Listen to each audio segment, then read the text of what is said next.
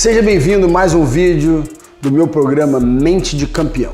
Todo campeão, ele começa perdendo. O que isso quer dizer, Vitor? Hoje vamos estar falando sobre como aprender com as nossas derrotas. Todo mundo quer ser o número 1. Todo mundo quer a vitória, quer a glória. Mas eu descobri que por detrás desses grandes ícones, como Michael Jordan, Kobe Bryant, uma pessoa que eu conheci aos seus 17 anos de idade, pude ver a carreira dele crescendo, campeões de diversas modalidades, todas as pessoas tiveram que perder muito mais do que comemorar suas vitórias. Eu quero começar dizendo que a primeira coisa que a gente perde na nossa vida é a proteção, né, da onde a gente mora, onde a gente vive, onde a gente foi formado. Durante 9 meses você é formado no útero da sua mãe, você perde essa proteção. É por isso que você chora, você vê aquela luz, tudo muito claro, e você cresceu naquela escuridão onde tudo era calmo. Logo na sequência, alguém já tira, né, o lugar que você se alimenta, que corte seu cordão umbilical, e ali você acaba perdendo o lugar que você se alimenta. E ao longo da vida a gente vai perdendo,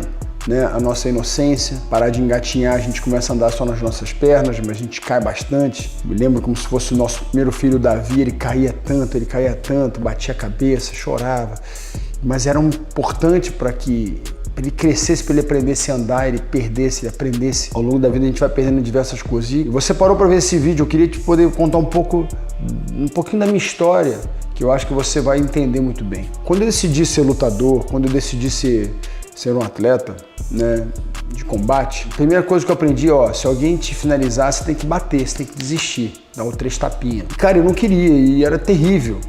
Só que o que você mais faz no seu início no jiu-jitsu, na arte marcial, é você dar os 3 tapinhas. O que você mais faz quando você aprende a boxear é tomar soco na cara e aprender que você não quer mais tomar soco na cara, você vai precisar entender, compreender o que é o boxe, né? Como diz o Mike Tyson, todo mundo tem um plano até que todo mundo começa a tomar um soco na cara.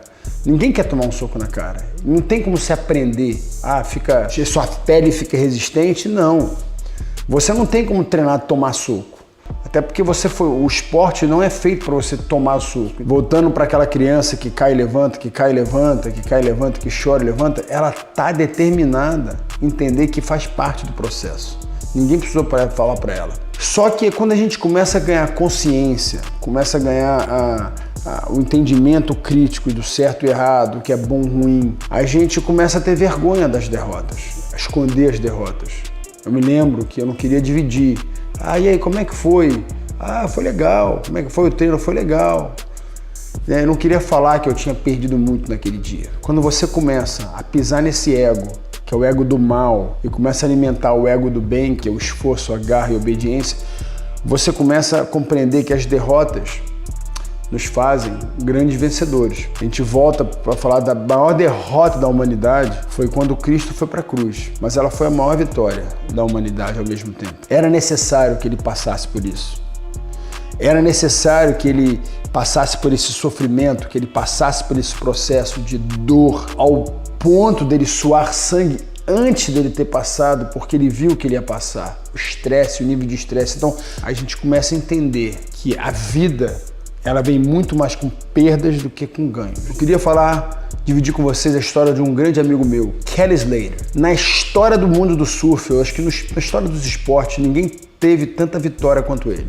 São 11 títulos mundiais. Ainda com 51 anos de idade, em altíssima performance, Kelly Slater continua buscando a alta excelência. Para pensar, de todas essas vitórias, quantas derrotas ele teve?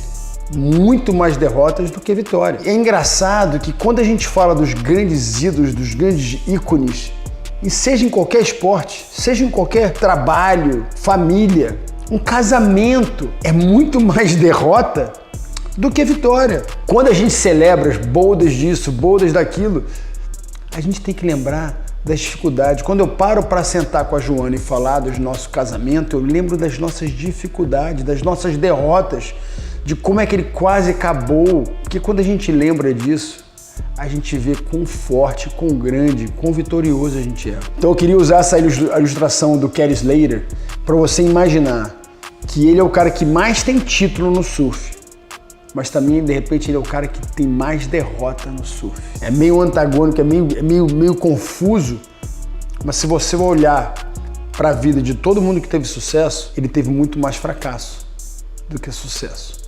E sucesso é transformar as derrotas em vitórias. Na minha filosofia aqui em casa, com os meus filhos, com a minha esposa, da maneira que eu treino os meus atletas, os meus clientes, eu consigo passar para eles o processo de que sem sacrifício não tem glória. O sacrifício é perda, o tempo, o esforço.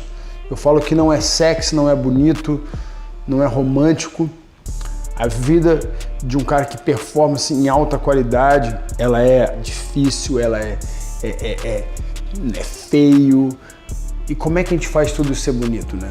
É lembrando que é o processo. É um processo que tem que ser feito, entender que a vida, para a gente aprender com aquilo que a gente perdeu, para a gente se tornar um vitorioso, né, um campeão, a gente precisa compreender esse sistema, perdas e ganhos, né?